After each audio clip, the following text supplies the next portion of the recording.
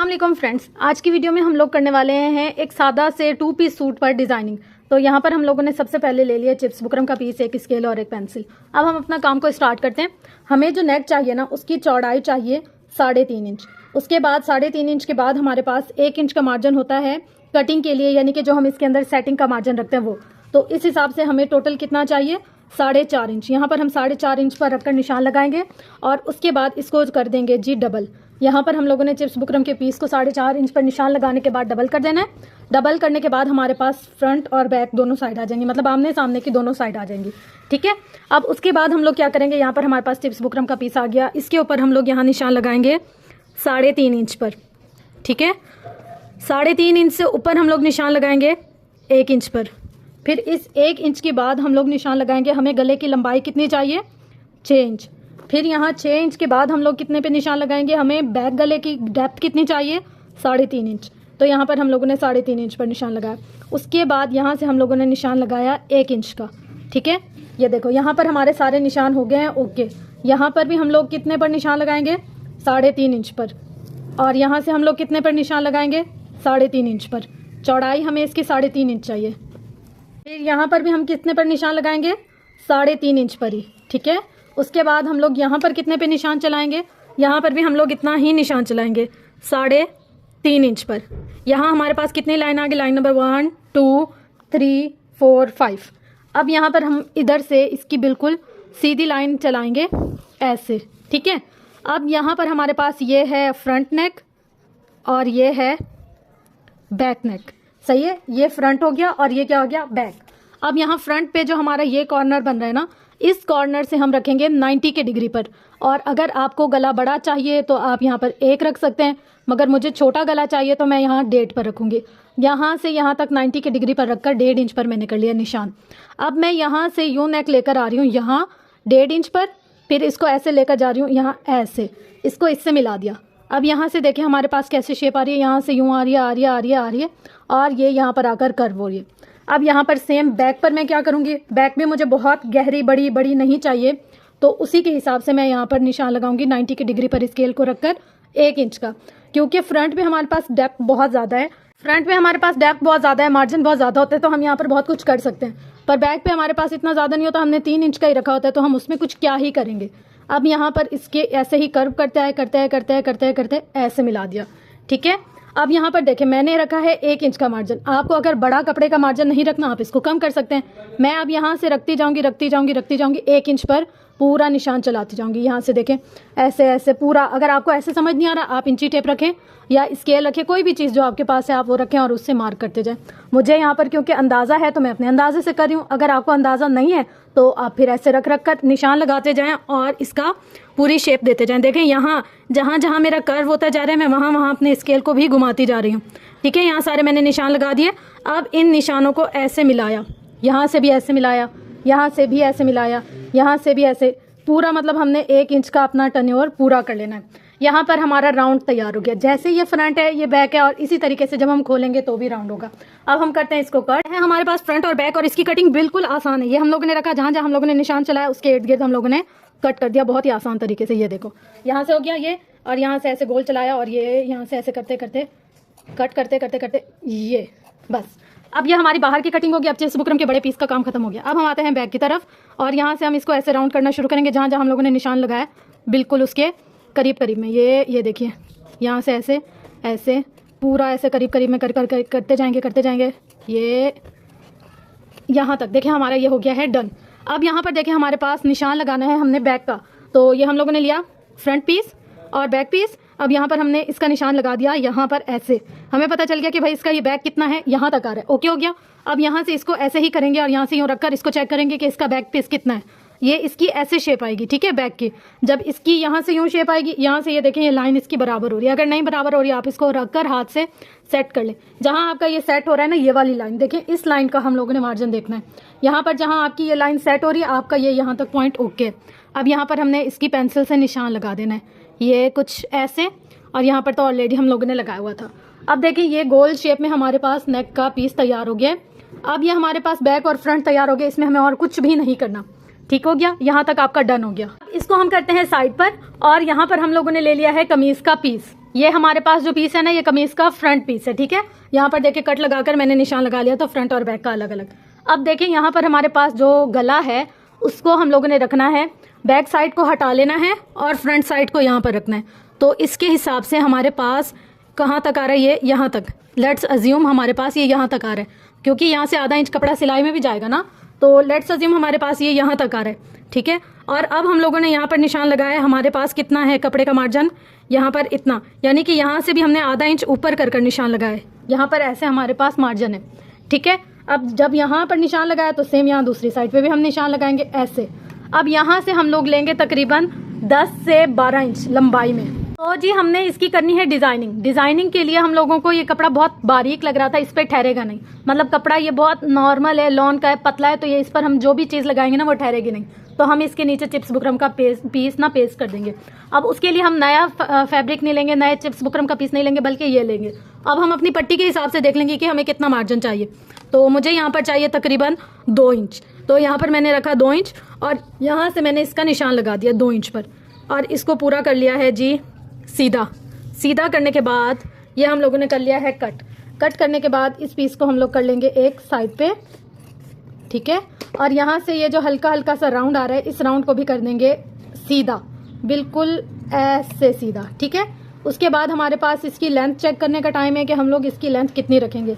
यहाँ पर मेरे पास जो आ रही है वो 8 आ रही है, पर मुझे 8 नहीं चाहिए, 8 से ज़्यादा चाहिए। मुझे इसका रखना है 14, तो मेरे पास 4 इंच कम है, तो मैं इसकी लेंथ को पूरा कर लूँगी। यहाँ से जितना हमारा बच रहा था उतना हमने ले लिया। बाकी इसके बाद हम लोगों ने यहाँ से निशान लगाया तकरीबन 5 इंच पे। मुझे 5 इंच तक चाहिए था, तो मैंने यहाँ से 5 इंच पर निशान लगा दिया। यहाँ 5 इंच पर निशान लगाया और यहाँ से यहाँ तक हमने कितना रखा, अगर इसका मतलब जितना इसका रखा है ना, हमने यहाँ से भी इतना ही रखना है। तो यहाँ पर हम लोगों ने इसका ऐसे करके निशान लगा दिया, तो हमें यहाँ पर जितना चाहिए था उतना मार्जिन आ गया। अच्छा, अब आप सोच रहे होंगे कि यहाँ पर मैंने 5 इंच क्यों रखा है, तो इसलिए कि आधा इंच यहाँ तक सिलाई में चला जाएगा, यहाँ से और यहाँ से, तो इसलिए इसका 5 इंच रखा है ताकि ये बराबर हो जाए, ठीक है। अब इसके बाद हम लोग इस फैब्रिक को कटिंग कर लेंगे और सिलाई कर कर इसको पेस्ट कर देंगे किसी भी इस्त्री को गर्म करने के बाद किसी भी मीडियम में। यहाँ पर देखिए हमारा ये कट गया। कटने के बाद हमारा पीस हो गया रेडी। अब जनाब हम लोग आ जाते हैं अपनी सिलाई की तरफ। यहाँ पर मैंने पैनल ले लिया है जो हम लोगों ने शर्ट के दामन पर लगाना है, और उसके ऊपर मैं लेस ले रही हूँ। लेस की जो सीधी साइड है वो नीचे और उल्टी साइड ऊपर है। इस तरीके से रखकर हमने पूरी जो पैच है ना उसकी पट्टी को सिलाई कर लेना है। अब आप देखें जो मेरे पास कमीज़ है उसकी बैक साइड ऊपर है। अमूमन हम लोग फ्रंट साइड ऊपर रखते हैं ना, फिर पट्टी अटैच करते हैं, मगर इस वक्त हमने बैक साइड ऊपर रखी है और इसकी फ्रंट साइड नीचे। देखें पैच और शर्ट दोनों की फ्रंट साइड नीचे हो गई। अब जब हम इसको पलटेंगे तो पैच की भी फ्रंट साइड ऊपर आ जाएगी और शर्ट की भी फ्रंट साइड ऊपर आ जाएगी। यहाँ पर देखें हमारा दामन बनकर सेट हो गया। यहाँ पर प्रेस बिठाकर अच्छे से मैंने इसके जो ऊपर पैच लगाया ना उसके अंदर टिश्यू वगैरह था उसको प्रेस से क्रीज बिठाकर अच्छा सा यहाँ पर फिक्स कर लिया। अब यहाँ पर हमारे दामन का काम ओके हो गया। अब हम आते हैं नेक की तरफ। नेक में मैंने आपको एक दफ़ा बताया था लास्ट से भी लास्ट वीडियो में, वो मैं अटैच कर दूँगी या पिन कर दूँगी इसके साथ ही, तो आप लोग देख लीजिएगा। शोल्डर के जो हम लोग बनाते हैं ना एल शेप, उसकी सेटिंग कैसे होती है। वैसे मैं इस वीडियो में भी क्लियरली बता रही हूँ कि हम लोग दरमियान से क्रीज़ बनाएंगे। क्रीज़ बनाकर जहाँ तक हमारी कमर है वहाँ तक हम इसको निशान ले जाएंगे। अब जो हमारे साइड से पट्टी निकलती है ना कपड़े की, वही पट्टी हम लोगों ने रखकर यहाँ पर आराम से उसकी सेटिंग करके उसकी नोक को बिठा लिया। नोक बिठाकर उस पर प्रेस कर लिया। प्रेस करने के बाद उसका जो एक्स्ट्रा फैब्रिक था उसको कट कर लिया। सेम एक साइड पर सेम दूसरे साइड पर ऐसे ही करना है। जब हम लोग दरमियान कर क्रीज़ बनाते हैं ना, आगे और पीछे दोनों साइड पर वो क्रीज़ पेस्ट हो जाती है। फिर हमने क्या करना होता है काम कि जो हम लोगों ने क्रीज़ पेस्ट की है उसके ऊपर हम लोगों ने कपड़े को रखकर सेटिंग कर लेनी होती है और उसकी नोक को एडजस्ट कर लेना होता है। बस इतना सा काम होता है इसका। लेकिन इस तरीके से करने से हमारी एल शेप बहुत ज़्यादा खूबसूरत आती है। इस तरफ से भी जो एक्स्ट्रा पट्टी थी वो मैंने कट कर ली। अब मुझे डिज़ाइनिंग के लिए एल शेप पट्टी जो सारी थी वो कट कर लेने के बाद जो कपड़ा बचा है नेक की डिज़ाइनिंग करनी है उससे। अब यहाँ पर देखिए मैंने गले की क्रीज़ देखिए कि हमारी गले की क्रीज़ कहाँ आ रही है। फिर जो मैंने चिप्स बुकरम का 4 इंच का पीस काटा था उसके दरमियान में मैंने कर पेस्ट कर दिया। क्रीज़ के ऊपर पेस्ट कर फिर इसकी दोबारा से एक क्रीज़ बना लिए। अब यहाँ पर हमारे पास जो नेक है ना वो आ गया। अब जो मैंने इसके पास डिज़ाइनिंग करनी है ना वो वहाँ पर मैं पट्टियाँ रखकर चेक कर रही हूँ। देखिए हमने कोई भी अगर डिज़ाइन बनाना होता है एक दफ़ा पहले रखकर हम उसको चेक कर लेते हैं। अगर हम कहें कि नहीं हम लोग डायरेक्ट सिलाई करने लग जाएंगे, अगर अल्लाह ना करे खुदा ना खास्ता कपड़ा कम हो जाए, डिज़ाइन अच्छा ना लगे, कुछ भी इस तरीके का मसला हो, हम लोग कैसे करेंगे? फिर सारा खोलेंगे, खोलने से तो सारी फिनिशिंग चली जाएगी।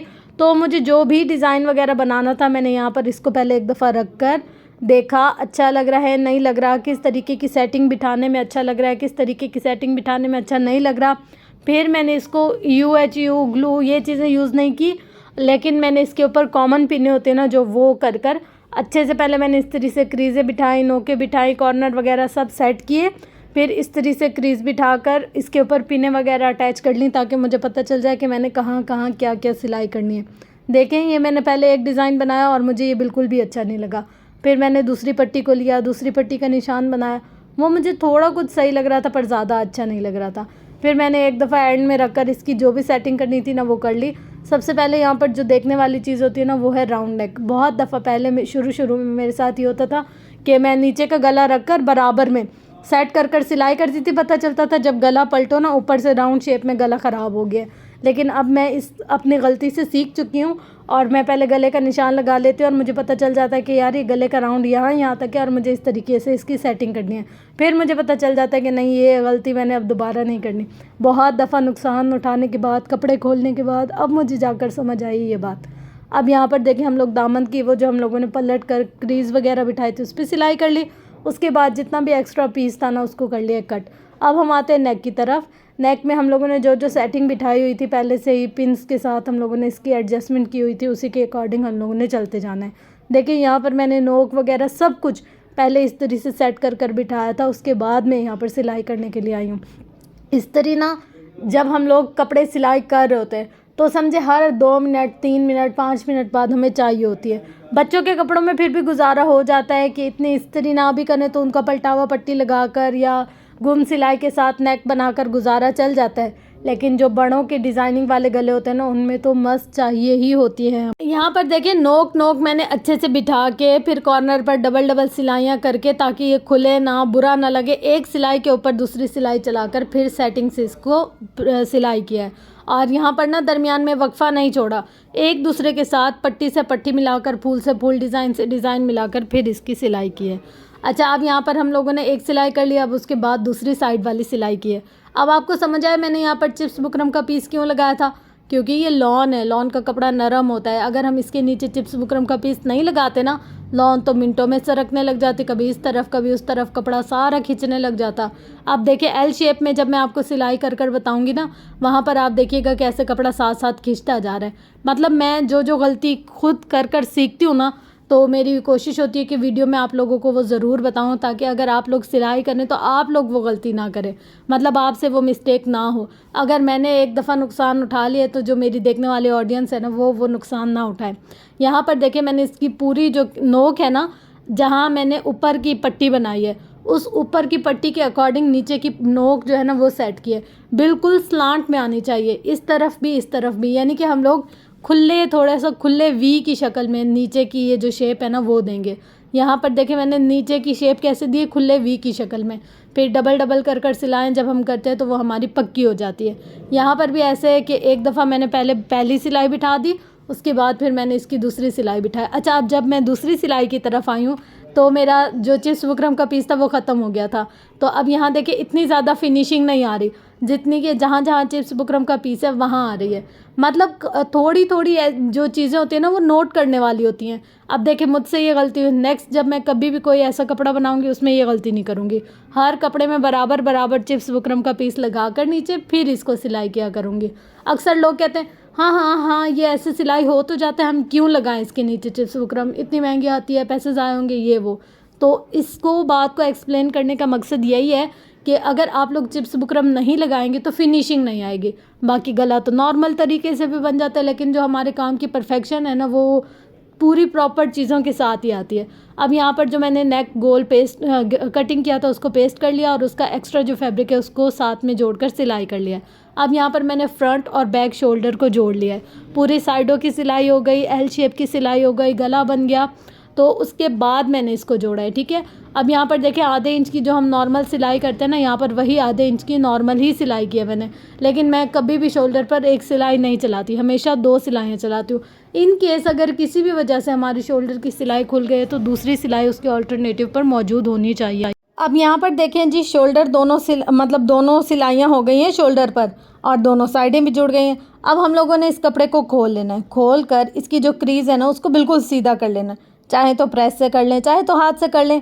अब देखिए, जो हमारा फ्रंट वाला पीस था ना, उसमें आपको दरमियान की क्रीज़ नज़र आ रही है, यही क्रीज़ हमने रखनी है। और जो नीचे के नेक है ना, उसकी भी क्रीज़ रखनी है। उसकी क्रीज़ ऐसे पता चली है कि ये गले की 2 पट्टियाँ जहाँ मिल रही है ना, वहाँ समझे आप हमारे जो फ्रंट नेक की क्रीज़ है वो है। अब यहाँ पर हम लोग दरमियान की सिलाई करने के बाद पहले राइट शोल्डर हम लोग सिलाई करेंगे, पूरा राउंड चलाते आएंगे, फिर ऐसे दरमियान की क्रीज़ देखेंगे बैक गले की भी, और फिर वहाँ से ऐसे पलट कर सामने की तरफ आ जाएंगे। देखिए, बहुत आसान है। जब से मैंने ये वाला गला बनाना स्टार्ट किया है ना, मुझे तो अब गला बनाना कुछ मुश्किल नहीं लगता। हम कोई भी कपड़ा सिए ना, सबसे ज़्यादा मुश्किल उसमें कौन सा स्टेप होता है? गला बनाना। और जब हम फ्रंट और बैक गला एक साथ बनाते हैं ना, मुझे ऐसा लगता है 2 मिनट का खेल है गला बनाना। अक्सर ना पहले मेरे कपड़े ऐसे पड़े रहते थे कि यार अभी गला बनाना पड़ेगा, सूट सीना पड़ेगा, बहुत मुश्किल काम है। जब से फ्रंट बैक एक साथ बनाने लगी हूँ, अच्छा, इसका ये आसान भी है बनाना। दूसरा ये फ़ायदा है कि जब हम एक साथ गला बनाते हैं ना, तो हमारी कमीज़ का गला पीछे की तरफ नहीं जाता। जब से मैंने ये वाला गला बनाना शुरू किया ना, तो मेरे क्लाइंट की कभी भी ये कंप्लेन नहीं आती कि बाजी हमारा गला पीछे चला जाता है या हमारा गला आगे आ जाता है। नहीं, ये जहाँ हम लोग सिलाई करते हैं ना, फिक्स वहीं का वहीं रह जाता है। ना आगे का गला पीछे जाता है, ना पीछे का गला आगे जाता है। इसकी सेटिंग बहुत अच्छी बैठती है। तो इसलिए मुझे तो भाई ये वाला नेक बना बना कर मज़ा आ गया। एक तो आसान लगता है, दूसरा ये कि इतनी खप नहीं होती, इतना ज़्यादा कपड़ा नहीं लगता और एक पट्टी नहीं काटनी पड़ती। अब यहाँ पर आपकी मर्ज़ी है, आप इसकी सिलाई कर लें या आप इसकी तुरपाई कर लें। क्योंकि फ्रंट साइड पर डिफरेंट डिफरेंट कलर आ रहे थे, तो फिर मैंने आगे के गले की तुरपाई की और पीछे के गले की नॉर्मल सिलाई कर दी है, जैसे हम लोग सिलाई करते हैं वैसे वाली। और फिर इसके दरमियान में मैंने बटन लगा दिए। टन ये है जी फाइनल लुक। अच्छा, अब आप लोग मुझे बताएंगे कि आप लोगों को इस सूट की फ़ाइनल लुक कैसी लगी। भाई बेइंतहा गर्मी है और इससे ज़्यादा हैवी हम लोग गर्मियों में कपड़े पहन ही नहीं सकते। और अगर हम लोग ऐसे सूट लेकर सादा सा गोल गला बनाकर पहन ले तो मज़ा भी नहीं आता।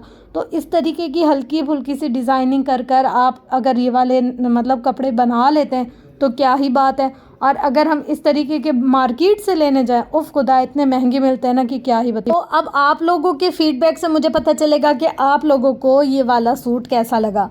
अच्छा, आप देखने वाले ये कह रहे होंगे कि इसमें सारे कलर डिफरेंट डिफरेंट है, लाइक ब्लू, वाइट या पर्पल, ये किस तरह का कॉम्बिनेशन किया है?